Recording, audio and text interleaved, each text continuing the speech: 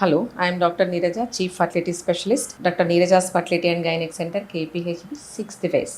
So our main aim is to make you fertile. So ఈరోజు ఇంకొక topic ఏంటంటే అసలు ప్రెగ్నెన్సీ ప్లాన్ చేసుకునే ముందే అసలు కపుల్ మనం కౌన్సిల్ చేయడం చాలా చాలా ఇంపార్టెంట్. సో కొత్తగా పెళ్ళైన వాళ్ళు కానీ ప్రెగ్నెన్సీ ప్లాన్ చేసుకోవాలి అనే ఏదైనా ఐడియా ఉండే వాళ్ళు ఒక్కసారి గైనకాలజిస్ట్ కానీ ఇన్ఫర్టిలిటీ స్పెషలిస్ట్ కానీ సో కన్సల్ట్ అవ్వడం వల్ల చాలా డౌట్స్ క్లారిఫై అవుతాయి అనమాట. అవే కాకుండా ఏదైనా మనకి ఏదైనా ప్రాబ్లమ్స్, ఒకవేళ ఫిమేల్స్ ఏదైనా ప్రాబ్లమ్స్ ఉన్నా అవి కరెక్ట్ చేయొచ్చు. సో పేషెంట్ కపుల్ వచ్చినప్పుడు మనం జనరల్ కౌన్సిలింగ్ అనమాట. కౌన్సిలింగ్ వాళ్ళ హిస్టరీ అంటే వాళ్ళ హ్యాబిట్స్ ఏంటి, వాళ్ళ వర్కింగ్ అవర్స్ ఏంటి అవన్నీ చూస్తాము. కొన్ని జనరల్ బ్లడ్ టెస్ట్లు అడ్వైస్ చేస్తాం, like complete blood picture, viral Titus ఎలా ఉన్నాయి, థైరాయిడ్ ప్రొఫైల్ ఎలా ఉంది, అండ్ బీపీ, షుగర్ ఎలా ఉంది.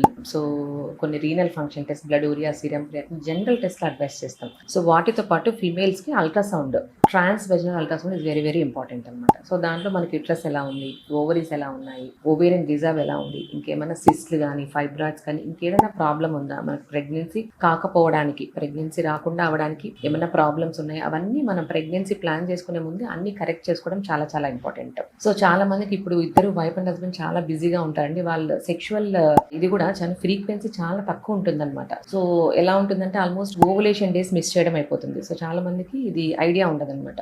సో మనం ఈ కౌన్సిలింగ్ తో పాటు ఎంత ఫ్రీక్వెంట్ గా వాళ్ళు ఇంటిమేట్ అవ్వాలి, ఎంత ఫ్రీక్వెంట్ గా సెక్షువల్ ఇంటర్ కోర్స్ పాల్గొనాలి, ఫర్టైల్ డేస్ ఏంటి, అవన్నీ గైడ్ చేయడం జరుగుతుంది. ఒకవేళ పేషెంట్ వైఫ్ కానీ హస్బెండ్ కానీ ఏదైనా ప్రాబ్లం వల్ల డయాబెటీస్, షుగర్, థైరాయిడ్ కానీ ఏదైనా ఫిట్స్ కానివ్వండి, డిప్రెషన్, యాంగ్జైటీ, ఇంకేదైనా వేరే ప్రాబ్లం వల్ల మెడిసిన్స్ ఏదైనా వాడుతుంటే ఒకవేళ ప్రెగ్నెన్సీ వస్తే సేఫా కాదా, ఏమన్నా డోస్ ఏమన్నా మార్చుకోవాలా, ఒకవేళ కొన్ని ఏమవుతుందంటే మనం ప్రెగ్నెన్సీ ముందు కొన్ని డ్రగ్స్ అడ్వైస్ చేస్తాము, ప్రెగ్నెన్సీ వచ్చిన తర్వాత కొన్ని సేఫ్ డ్రగ్స్ అడ్వైస్ చేయడం జరుగుతుంది. సో అలా ఏమైనా చేంజ్ చేయాలా డ్రగ్స్, అవన్నీ మనము పేషెంట్ కి గైడ్ చేయడం జరుగుతుంది అనమాట. సో ఈ ప్రెగ్నెన్సీ ముందే ఈ కౌన్సిలింగ్ వల్ల వీటితో పాటు మనం డైట్ ఎలా తీసుకోవాలి, హెల్దీ హ్యాబిట్స్ అంటే ఏంటి, సో మెయిన్ మనము ప్లాంట్ ఫుడ్స్ బాగా తీసుకోవాలి. మెడిటరేనియన్ డైట్ అంటాం అనమాట. అంటే fibre rich food, plant rich food తీసుకోవాలి. సీ ఫుడ్ అకేషనల్ గా తీసుకోవడము, ఎక్కువ నట్స్, సీడ్స్, గ్రీన్స్ అండి, గ్రీన్ లీఫీ వెజిటబుల్స్, ఫ్రూట్స్, ఇవన్నీ హెల్దీ ఫుడ్. వీటి వల్ల ఏమవుతుందంటే ఎగ్ క్వాలిటీ పెరుగుతుంది, స్పర్మ్ క్వాలిటీ పెరుగుతుంది. వాటితో పాటు అబార్షన్ రిస్క్, అంటే మనం హెల్దీ ప్రెగ్నెన్సీతో పాటు హెల్దీ బేబీ అనమాట.